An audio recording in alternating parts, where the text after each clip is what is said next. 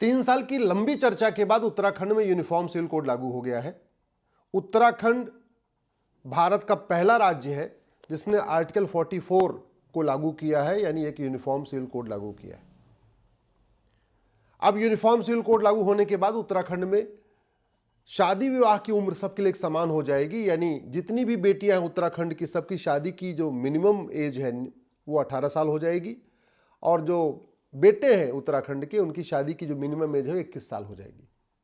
स्वाभाविक सी बात है, हिंदू जैन बौद्ध सिख में पहले ही शादी की उम्र लड़कियों की 18 और लड़कों की 21 साल थी। तो ये यूनिफॉर्म सिविल कोड आने से जो सबसे बड़ा लाभ होगा वहाँ के कन्वर्टेड हिंदुओं को होगा, उनकी शादी की उम्र भी 18 और 21 हो जाएगी। सभी बेटियां कम से कम 12वीं पास कर लेंगी और सभी बेटे भी कम से कम ग्रेजुएट हो जाएंगे, या 12वीं के बाद कोई पॉलिटेक्निक कर लेंगे, कुछ कोर्स कर लेंगे, मतलब सभी लोग पढ़ेंगे लिखेंगे। दूसरा जो इसमें प्रोविज़न डाला है कि अब एक पति एक पत्नी का नियम लागू होगा। कोई सौतन नहीं लाएगा, किसी महिला के साथ अत्याचार नहीं होगा, क्योंकि जब 2 शादी होती है, 3 शादी होती है तो सबके साथ एक समान व्यवहार हो नहीं पाता, और वैसे भी भारत में लड़कियों की संख्या कम है। अगर कोई आदमी 2 शादी करेगा, 3 शादी करेगा तो स्वाभाविक सी बात है कुछ और भी लड़के कुंवारे रह जाएंगे।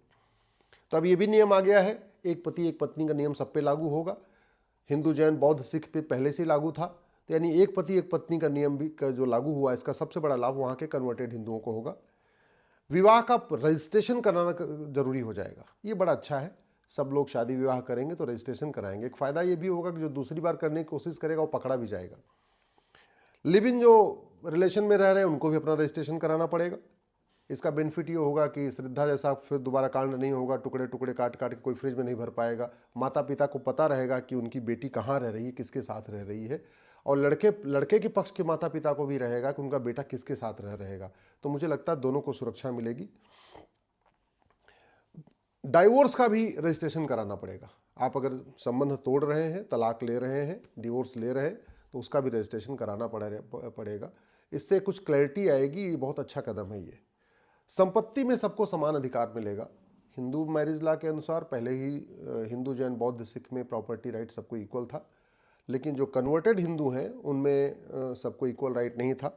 अब चूंकि भारत में क्रिश्चियंस के लिए क्रिश्चियन मैरिज एक्ट 1872 है, पारसियों के लिए पारसी मैरिज एक्ट 1936 है, और मुस्लिम्स के लिए शरीयत एक्ट 1937 है। उसमें बेटे और बेटी को एक समान अधिकार नहीं दिया गया है प्रॉपर्टी में, माता पिता को प्रॉपर्टी में एक समान अधिकार नहीं है, भाई और बहन को प्रॉपर्टी में एक समान अधिकार नहीं है, पति पत्नी को एक समान अधिकार नहीं प्रॉपर्टी में। तो संपत्ति का एक समान अधिकार सबको होगा, तो स्वाभाविक सी बात है इसमें भी हिंदू जैन बौद्ध सिख को कोई फायदा नहीं होगा, कन्वर्टेड हिंदुओं को इसका फायदा होगा। अगर कोई आदमी मृत है, मान लीजिए जॉब में है, कोई लड़का नहीं रहा, तो उसकी प्रॉपर्टी किसको जाएगी? उसके लिए बड़ा अच्छा कदम उठाया है कि प्रॉपर्टी माता पिता को भी उसको जाएगा, पत्नी को भी जाएगा और बच्चों को भी जाएगा। कई बार ऐसा देखने में आया है कि एक बेटा है, फौज में है, कहीं और पे है, ख़त्म हो गया, पता चला पूरी की पूरी प्रॉपर्टी चली गई वाइफ के नाम, और वाइफ क्या हुआ, उसने कहीं और शादी कर लिया।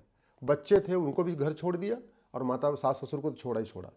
तो कम से कम अभी इससे भी एक सिक्योरिटी रहेगी परिवार को, भाई अगर बाय द वे ऐसा कुछ अनहोनी होती है तो प्रॉपर्टी का जो प्रॉपर्टी है सबको मिल जाएगी, माता पिता को भी मिलेगी, बच्चों को भी मिलेगी, पत्नी को भी मिलेगी। ऐसा नहीं होगा कि केवल पत्नी को मिलेगी और फिर पत्नी अपनी मनमानी करे, वो नहीं हो पाएगा। 3 तलाक पहले ही खत्म हो चुका है, लेकिन इस यूनिफॉर्म सिविल कोड में जो उत्तराखंड में आया है उसमें तलाक़े अहसन का क्या होगा, तलाक़े हसन का क्या होगा, तलाक़े बाइन का क्या होगा, तलाक़े किनाया का क्या होगा, उस पर क्लैरिटी नहीं है। अब ये चलेगा कि नहीं चलेगा, मुझे लगता है इस पर स्पष्टता होनी चाहिए कि क्या आप जितने भी डिवोर्स, जो भी तलाक होगा वो सब कोर्ट के जरिए होगा, क्योंकि इसमें ये क्लैरिटी नहीं आ रही है कि ग्राउंड्स ऑफ डिवोर्स सबके लिए कॉमन है या अलग अलग है, और प्रोसीजर ऑफ डिवोर्स सबके लिए कॉमन है या अलग अलग है। मैं माननीय मुख्यमंत्री से निवेदन करूंगा इस पर भी क्लैरिटी करें कि क्या उत्तराखंड में तलाक़े हसन, तलाक़े अहसन, तलाक़े बाइन, तलाक़े किनाया भी अब बैन कर दिया गया है 3 तलाक के तरीके? क्या तलाक़े हसन, तलाक़े बाइन, तलाक़े किनाया भी अब अपराध माना जाएगा? इस पे क्लैरिटी की ज़रूरत है। ऐसे ही बाल विवाह रुक गया, उस पर तो आ गया कि भाई ठीक 18-21 हो जाएगी। बहु विवाह के बारे में भी आ गया, सब लोग एक पति एक पत्नी करेंगे, लेकिन अभी तक निकाह हलाला के बारे में कोई क्लैरिटी नहीं है, निकाह मुताह के बारे में कोई क्लैरिटी नहीं है, निकाह मिस्यार के बारे में कोई क्लैरिटी नहीं है। तो क्या अब उत्तराखंड में ये हलाला मुताह मिस्यार बंद हो जाएगा, उसको भी अपराध माना जाएगा? इस पर कुछ क्लैरिटी की ज़रूरत है। हम दो हमारे दो लागू हुआ, ये बड़ा अच्छा कदम है, लेकिन सब हमारे दो वाले पे अभी क्लैरिटी नहीं है। मेरा मानना है कि एक पति एक पत्नी का नियम तो अच्छा है, लेकिन जरूरी ये भी होना चाहिए कि हम दो हमारे दो कंपलसरी हो। बहुत स्वाभाविक सी बात है, उत्तराखंड की डेमोग्राफी बहुत तेजी के साथ बदल रही है, और उस जो डेमोग्राफी बदल रही है उत्तराखंड में, उसमें बहुत बड़ा योगदान जनसंख्या विस्फोट का है। इस यूनिफॉर्म सिविल कोड में हम दो तो लागू हुआ, एक पति एक पत्नी का नियम तो लागू हुआ है, लेकिन हमारे दो लागू नहीं हुआ, यानी सब लोग दो दो बच्चे करेंगे, ऐसा इसमें कोई प्रावधान है नहीं। तो अगर उत्तराखंड को बचाना है तो इस यूनिफॉर्म सिविल कोड में कुछ चीज़ें और भी अमेंड करना पड़ेगा, और कुछ और भी क्लैरिटी की ज़रूरत है। जैसे एक पति एक पत्नी नियम लागू तो हुआ, लेकिन जो नहीं मानेगा उसको कितने साल की सजा होगी उसका कहीं कुछ जिक्र नहीं है। भय बिन होए न प्रीत, कानून तभी काम करता है जब कानून तोड़ने वालों को कठोर दंड का भय होता है। जब तक कठोर दंड का भय नहीं होगा तब तक वो कानून लोग लागू नहीं करेंगे। भाई, भारत के संविधान में फंडामेंटल ड्यूटी लिखी है, खूब अच्छी अच्छी बातें लिखी है, लेकिन लोग नहीं मानते। क्यों? क्योंकि फंडामेंटल ड्यूटी में ये लिखा ही नहीं है कि जो फंडामेंटल ड्यूटी नहीं मानेगा उसको कितने साल की सजा होगी। तो यूनिफॉर्म सिविल कोड में आ गया कि भाई शादी विवाह का रजिस्ट्रेशन कराना जरूरी है, लेकिन जो नहीं कराएगा उसको कितने साल की सजा होगी। इसमें उत्तराखंड में आ गया लिव इन रिलेशन का रजिस्ट्रेशन कराना जरूरी है, जो नहीं कराएगा उसको कितने साल की सजा होगी, और कितने साल में सजा होगी, 6 महीने में सजा होगी, साल भर में सजा होगी, इसका भी एक प्रावधान होना चाहिए।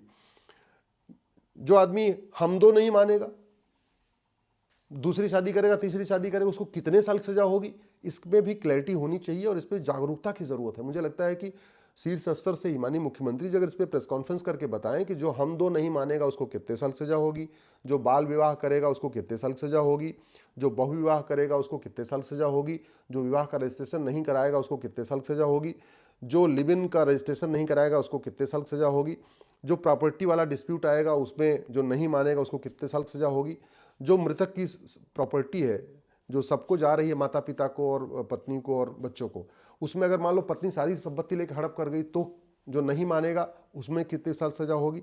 और फिर ये जो बाकी मैंने कहा ना, तलाक़े हसन, तलाक़े हसन, तलाक़े बैन, तलाक़े किनाया, इस पर भी क्लैरिटी की ज़रूरत है कि क्या आज की डेट में अपराध हुआ कि नहीं हुआ।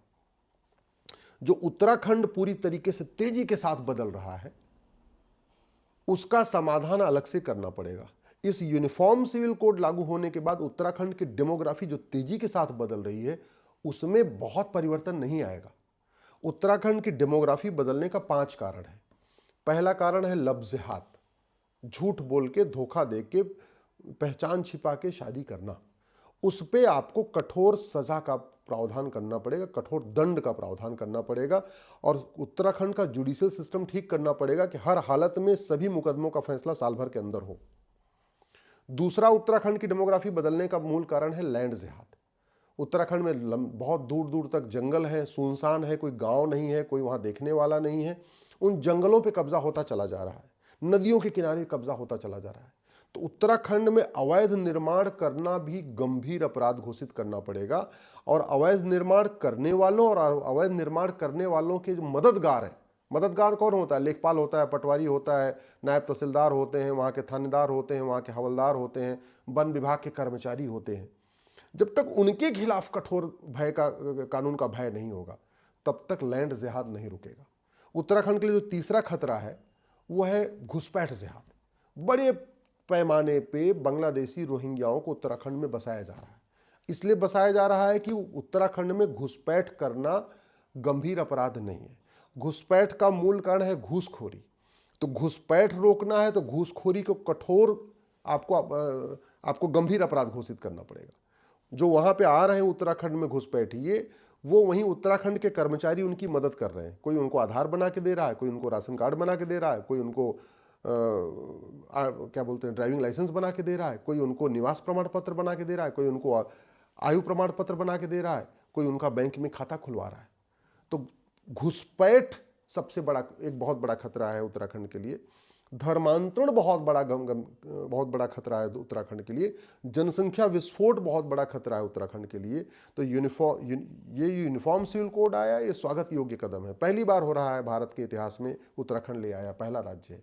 लेकिन इस यूसीसी के आने से उत्तराखंड की जो डेमोग्राफी बदल रही है वो रुक जाएगी, ऐसा मुझे नहीं लगता। उत्तराखंड की डेमोग्राफी को रोकना है, उत्तराखंड को बचाना है, उत्तराखंड की संस्कृति को बचाना है, उत्तराखंड के जो हमारे त्योहार हैं उनको बचाना है, हमें गंगोत्री यमुनोत्री को बचाना है, अगर हमें बद्रीनाथ केदारनाथ को बचाना है, हमें हरिद्वार को बचाना है, हमें ऋषिकेश को बचाना है, तो तत्काल सरकार को लब जिहाद, लैंड जिहाद, धर्मांतरण जिहाद, घुसपैठ जिहाद, जनसंख्या जिहाद के खिलाफ कठोर कानून बनाना पड़ेगा। उत्तराखंड में बड़े पैमाने पर ड्रग स्मगलिंग का काम हो रहा है। ड्रग के जरिए उत्तराखंड के बच्चों को नशेड़ी बनाया जा रहा है। ड्रग के खिलाफ कठोर कानून बनाना पड़ेगा। और सबसे बड़ी बात यह कि जो उत्तराखंड में जो लोग इनके मदद करते हैं उनके खिलाफ कठोर कानून बनाना पड़ेगा। वो तभी हो सकता है जब वो जस्टिस विद इन ईयर लागू हो उत्तराखंड में। ये तभी हो सकता है जब उत्तराखंड में झूठे कागज बनवाना गंभीर अपराध हो, झूठी वसीयत बनवाना, झूठा पट्टा कराना, झूठी विरासत बनवाना, झूठा सर्टिफिकेट बनवाना, झूठा राशन कार्ड बनवाना, झूठा आधार बनवाना, ये गंभीर अपराध हो। जस्टिस विद इन ईयर लागू हो, मुकदमों का फैसला 1 साल में हो, तब उत्तराखंड बचेगा।